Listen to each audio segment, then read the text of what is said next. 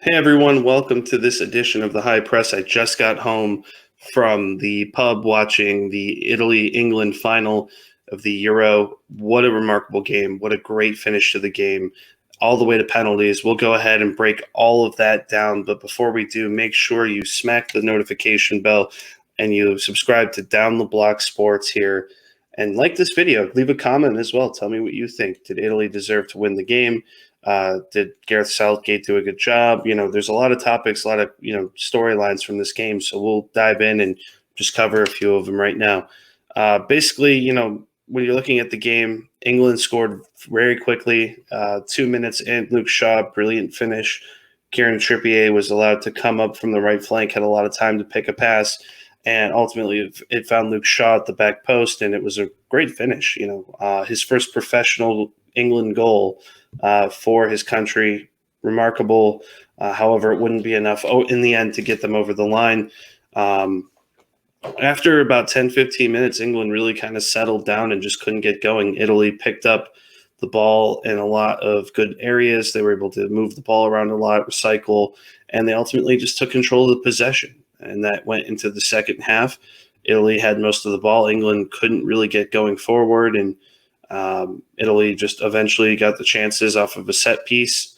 Leonardo Bonucci tapping home from very close.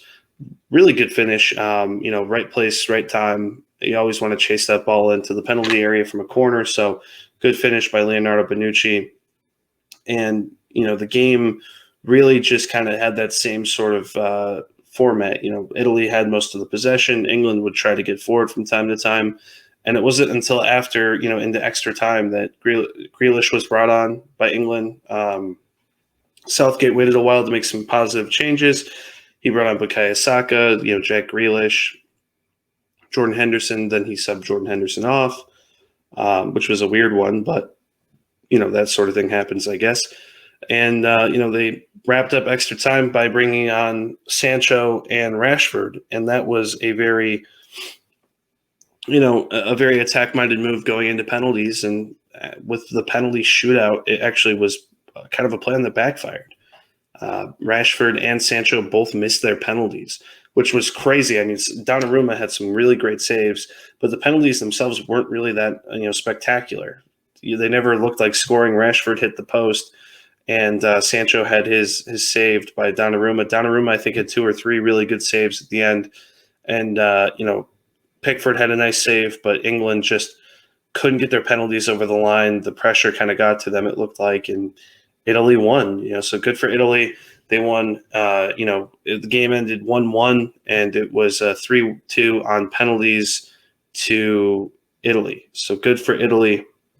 An excellent trophy for Mancini. Italy have been unbeaten for almost 3 years now. They won a tournament, their first European championship since 1968. So good for Italy and that department. For England, is Southgate the man moving forward?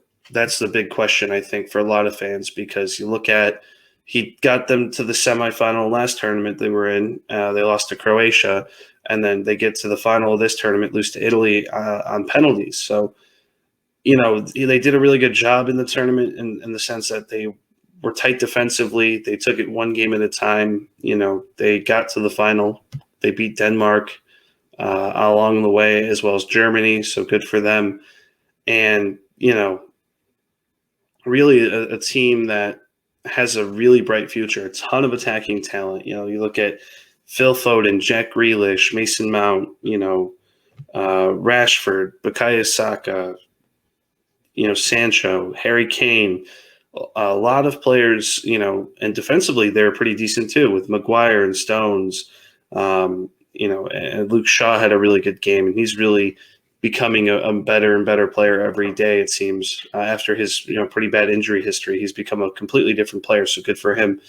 But with England, it's, can they get all the pieces to work together? They have a really industrious midfield.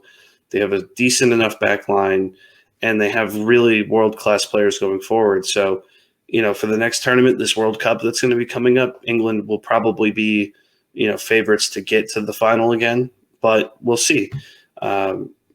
Leave a comment below. Tell me what you think about the England lineup and if Southgate has done a good job or not. That's going to be a big piece of debate, I guess, moving forward. Is Southgate the man for the job?